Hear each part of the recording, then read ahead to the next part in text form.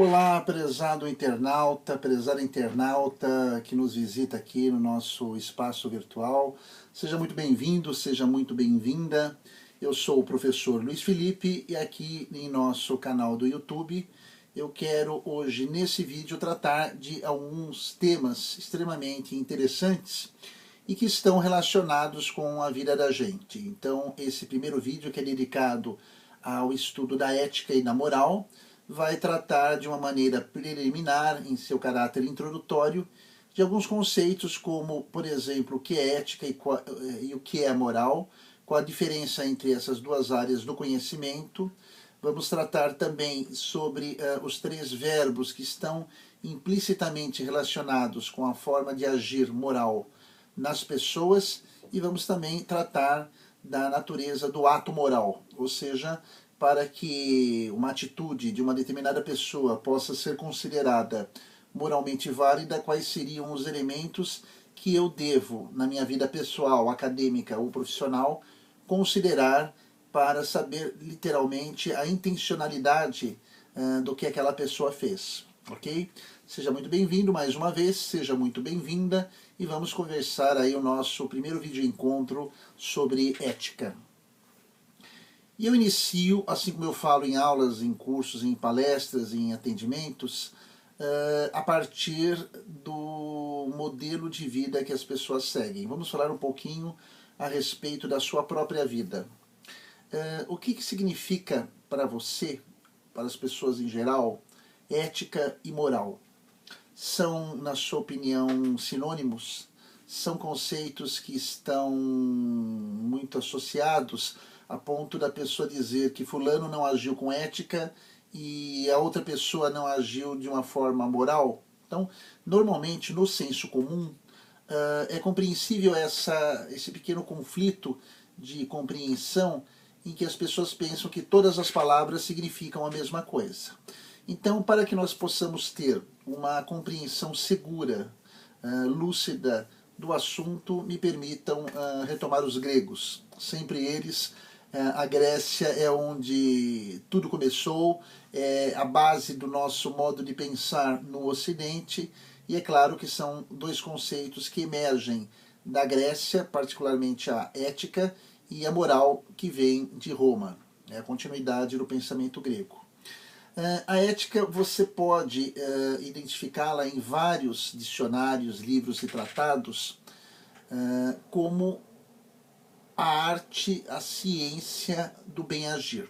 Então, o que eu posso entender por ética? Numa definição dentre inúmeras, eu posso afirmar que a ética é a arte do bem-agir para um bem viver. Então, se eu quero qualidade de vida, se eu quero bem viver ou viver bem, é necessário que, num primeiro momento, eu pratique um bem-agir, né? A arte do bem-agir para um bem viver.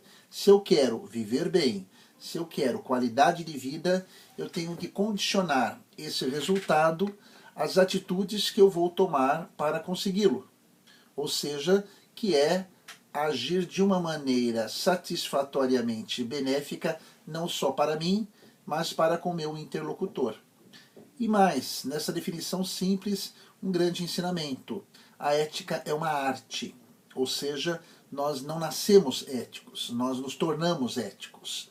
Por arte significa o conjunto de princípios e normas que eu vou utilizar para um determinado propósito. Então, a ética vai, enquanto área do conhecimento, estar vinculada não a proibições ou a princípios de permissão ou de negação. Não, a ética, embora muitos falem fulano agiu contra a ética, na verdade o correto seria fulano agiu contra a moral, que nós vamos tratar daqui a pouquinho.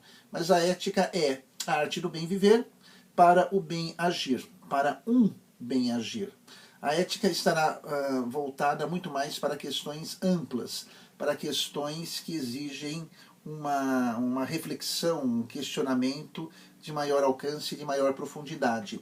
Por exemplo, quando você diz para mim, professor Luiz Felipe, essa não é a vida que eu quero para mim, né? Inclusive alguns até dizem, abre aspas, isso não é vida. é uma reflexão ética. Por quê? A ética vai me questionar, vai trazer para o meu questionamento a pergunta das perguntas, que talvez seja a sua também. Que vida vale a pena ser vivida? Essa é a pergunta, eu costumo dizer, das perguntas, porque intuitivamente você já percebe que não é qualquer tipo de vida que lhe satisfaz, não é qualquer tipo de vida que lhe faz feliz, não é qualquer tipo de vida que te realiza como pessoa, como homem, como mulher, como ser humano. Então, a ética vai fazer esse questionamento no propósito de levar a pessoa e levar você, através desse vídeo encontro, a fazer um questionamento profundo sobre a sua vida e a qualidade de vida que você tem a partir das suas atitudes. Então, aí um ponto importante, não é possível pensarmos a ética sem pensar nas atitudes que eu tomo perante a minha vida. Qual o sentido da vida? Muitas vezes as pessoas se questionam que sentido a vida tem para mim nessa fase da minha existência. É um outro tipo de questionamento ético. Então, a ética não estará preocupada, internauta, com normas e regras. Quem vai estudar as normas e as regras será a moral. Sim, a moral é a parte prática, enquanto a ética estuda os princípios gerais, universais, é a moral que vai responder para mim satisfatoriamente o que é lícito e o que não é lícito, o que pode e o que não pode. Então, a moral, que vem do latim mos, que significa hábito ou costume, é o conjunto de hábitos, é o conjunto, sim, de valores que eu tenho, que eu aprendo e que eu pratico. Então, eu posso falar dentro desse contexto que a moral é sempre fruto, é sempre resultado de duas referências. Ela é resultado do tempo e ela é resultado do espaço, das condições temporais, das condições históricas e também das condições geográficas, das condições espaciais. Então, talvez ilustrando a nossa argumentação, podemos dizer ou podemos citar, para efeito de ilustração, a moral cristã. Podemos falar de uma moral budista. Podemos, para aqueles que seguem os princípios do Antigo Testamento, numa moral judaica ou numa moral mesmo consumista. Então, na medida em que eu pratico e na medida em que eu acredito em determinados valores, eu terei aí, como decorrência dessa convicção, um conjunto, um corpus doutrinal que vai se constituir na moral. Então, a moral também pode, havia deixado de comentar, sofrer uma alteração, uma modificação ao longo do espaço e do tempo. Um exemplo mais concreto, mais próximo da sua vida, é a moral que seus pais tinham quando você era criança e agora você é adulto, talvez já tendo constituído família ou pretende constituir família um dia, talvez não necessariamente você siga as normas que eram praticadas pelos seus pais, aquelas regras, aqueles princípios práticos de vida em família.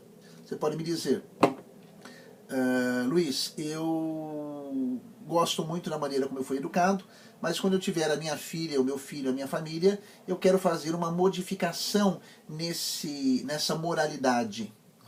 Talvez você tenha tido uma educação mais rigorosa e agora você entende que o tempo, o momento e a sociedade evoluíram. Daí a necessidade de adaptar a moral ao momento em que nós vivemos. Ok? Então, nesse primeiro momento nós vimos o que é ética, nós vimos o que é moral. A ética está no campo da teoria, dos princípios universais, enquanto que a moral está vinculada à praxis, a questões pontuais. Se eu evoco, por exemplo, a Constituição Brasileira, se eu evoco, por exemplo, os 10 Mandamentos, se eu evoco, por exemplo, qualquer princípio ou código moral de qualquer doutrina, eu estou me atendo a questões práticas. pontuais, específicas, sobre como eu tenho que me comportar dentro daquele contexto. Um segundo tópico que nós temos aqui para comentar neste vídeo introdutório é a respeito dos 3 grandes verbos que fazem parte do universo ético, né? Os 3 grandes verbos que fazem parte da nossa maneira de conduzir as nossas vidas. E os 3 verbos são querer, poder e dever. E é muito interessante porque, evocando a fala e a explicação do grande professor de filosofia e filósofo, que eu admiro muito e rendo meu tributo aqui, professor doutor Mário Sérgio Cortella, ele faz uma análise muito interessante que eu vou tomar a liberdade de citá-lo. Primeiro, tem coisas que eu quero, mas eu não posso. Tem coisas que eu quero, mas eu não devo. Tem coisas que eu posso, mas eu não quero. Tem coisas que eu posso, mas eu não devo. E, finalmente, tem coisas que eu devo fazer, mas eu não quero. Tem coisas que eu devo fazer, mas eu não posso. Então, é muito interessante o momento em que nós conseguimos, em algumas vezes das nossas vidas, combinar o seu querer, o meu querer, o seu poder, o meu poder, e o seu dever com o meu dever. Né? Porque nem sempre nós fazemos, queremos e podemos dentro daquilo que é o desejável, e daí o conflito das nossas escolhas, os nossos princípios. Mas é interessante que para eu poder combinar o querer, o poder e o dever, eu tenho que considerar o que nós chamamos em ética a respeito da natureza do ato moral. Né? Um ato moralmente válido precisa estar imbuído, precisa estar influenciado a partir de 2 grandes forças ou potências da minha capacidade de ser humano. Né? O meu ato, ou um ato humano, é influenciado por 2 fatores. Em primeiro lugar, a inteligência. Eu não posso dizer que um ato é livre se ele não passou pelo crivo da minha inteligência. Então, o homem, como um ser racional, é capaz de pensar, refletir naquilo que lhe é um objeto de interesse antes de tomar uma decisão. Então, moralmente, eu respondo pelos meus atos na medida em que eu sou capaz e tenho à minha disposição a inteligência como uma ferramenta, como uma potencialidade, vai dizer Aristóteles, de me dar as condições de ponderar, de verificar as vantagens e as desvantagens de uma determinada opção, e aí sim acionar a segunda potencialidade, que é a nossa liberdade ou o livre-arbítrio. Então, na medida em que a inteligência ou a razão pondera, escolhe, analisa, nós passamos por uma segunda fase do ato moral, que é a oportunidade de se fazer a escolha, de nós termos aí as condições de escolher aquilo que eu quero e abandonar aquilo que eu não quero. Né? Se o meu interesse é fazer o curso X, Y, Z, a minha inteligência pondera vantagens e desvantagens, desafios e oportunidades, e ao mesmo tempo ela deixa de lado outras inúmeras possibilidades de cursos, de opções e de situações. Por isso que é muito interessante em ética, quando falamos em escolha, porque toda escolha implica em algo que você ganha, que é o objeto da sua escolha, aquilo que você abraça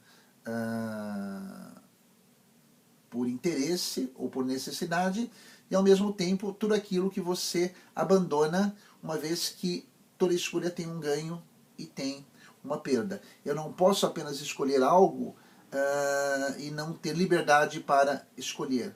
E também não adianta eu ter autonomia para escolher se eu não tenho condições de pensar nas vantagens e desvantagens disso.